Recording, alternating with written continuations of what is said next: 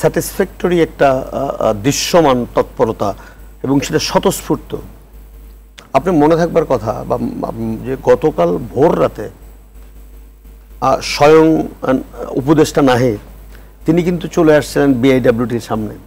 এবং তিনি সেখান থেকে ঊর্ধ্বতন কর্মকর্তাদেরকে টেলিফোন করে বলছিলেন যতক্ষণ পর্যন্ত প্রয়োজনীয় সংখ্যক স্পিড বোট নৌকা সেই দুর্গত এলাকায় না যাবে ততক্ষণ পর্যন্ত আমি এখান থেকে যাব না। এই যে রাষ্ট্রীয় প্রোটোকলকে তোয়াক্কা না করে একজন শপথবদ্ধ একজন উপদেষ্টা তেনার যে এই তৎপরতা, এটি বহুদিন পরে, এটা নাটক সিনেমায় আমরা দেখি, আপনার নায়ক সিনেমা ছিল, তারপরে ওই এমএলএ ফাটাকেষ্ট তারা তৎপরতা, ঠিক আমার কাছে কালকে এরকম খুব মানে ক্যারিসমেটিক লিডারশিপ মনে হয়েছে যে কোনো দরকার নেই, আমার এখন কাজ দরকার, এবং সেই কাজটি করেছেন। এবং দেখেন ছাত্ররা গ্রাম থেকে শহরে,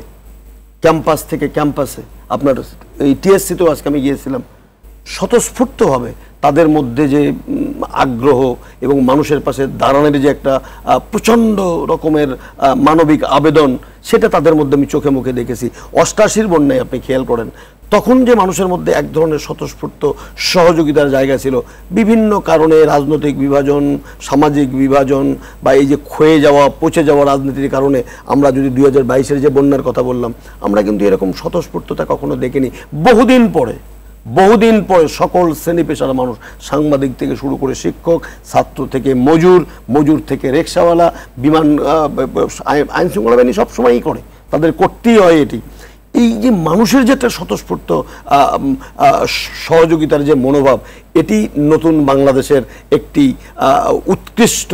একটি এক্সাম্পল কিন্তু হতে পারে, যে তরুণদের হাত ধরে যে গণতন্ত্র ফিরে আসা এবং সেই গণতন্ত্রের মধ্য দিয়ে আজকে এই অসহায় মানুষের পাশে দাঁড়ানোর জন্য যে একটি মানবিক মূল্যবোধের জায়গা যে সৃষ্টি হওয়া। আমরা যেটা বলছিলাম যে সংস্কার শুধু রাজনৈতিক দলে করলে হবে না,